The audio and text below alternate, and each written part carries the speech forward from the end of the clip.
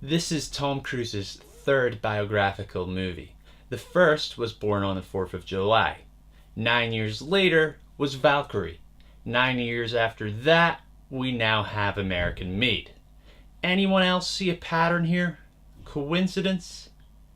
I think not. American Made was directed by Doug Liman. This is a biographical film that is based on the life of Barry Seal. It is mainly focused on the 1980s when he was a TWA pilot who became a drug smuggler, and he was also recruited by the CIA to provide intelligence. Tom Cruise did a really good job of portraying Barry Seal. He was by far the best part of the entire movie, and it felt like you were watching Barry Seal the person and not Tom Cruise the actor, which I would say is the best compliment you can give an actor in a biopic. I think he even changed his run a little bit. You know, like in a lot of Tom Cruise movies, he does his iconic run. I'll see if I can find some kind of compilation and I'll put a link in the description below if I do. But he does make the movie. I did really like some of the editing choices in this. They were used well for comedic effect at times, but then there's one in particular for a serious moment towards the end of the movie. It's one of the final shots. I'm not going to say what it is for spoiler reasons, but you will know it when you see it. I really did like that one. This movie also did the typical thing that biographical films do, which is at the end where they say where that character is in real life now or what became of them. This movie also did that, and I'm really happy it did because I do enjoy seeing what happened to all these people. Okay, so the pacing.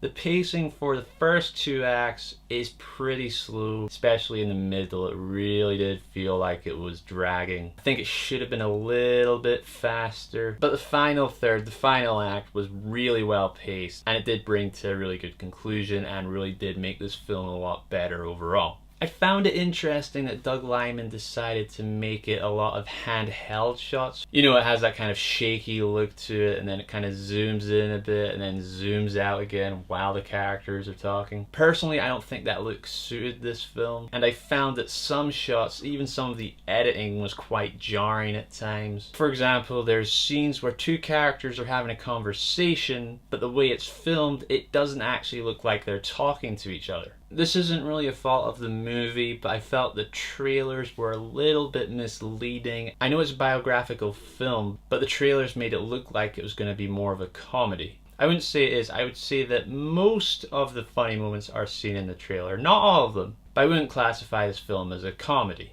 I'm not saying that's a bad thing, but I'm just saying don't go in expecting a laugh a second kind of movie. My biggest issue with this film was the whole family aspect. Like, I always forgot he had kids until he was just on the screen. I think he has 2 or 3 kids. I'm pretty sure the kids only have about 3 minutes of screen time for the entire film, if that. I just kept forgetting he even had kids until he just popped up in a scene. And I did not buy for 1 second his relationship with his wife in the film. She was played by Sarah Wright. Her acting was fine, but they both had no chemistry, none whatsoever.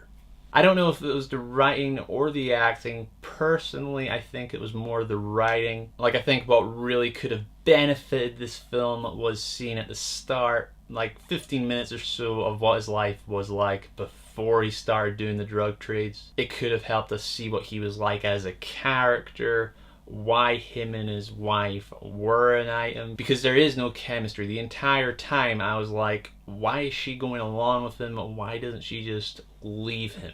And they even play that card in the film basically straight away. It's in the trailer. He says to her, "Do you trust me?"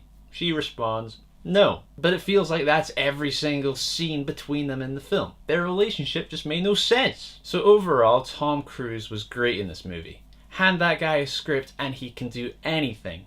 Unfortunately, his family felt like an afterthought in this film, and some really odd filmmaking choices such as the cinematography and some of the editing made for a really jarring experience. I would give American Made a 6 out of 10. So a few days ago I did a spoiler-free review of my favorite Tom Cruise movie, Jerry Maguire. I'd appreciate it if you could check out that video, and maybe I'll even convince some of you to go see that film. So are you planning to see American Made, or have you already seen it? What were your thoughts on it? Why not write them down in the comments below and let's have a discussion. And hey, while you're here, if you enjoyed this video, why not hit that like button and subscribe to my channel so you can see the next movie review that I put online. Until next time, see ya.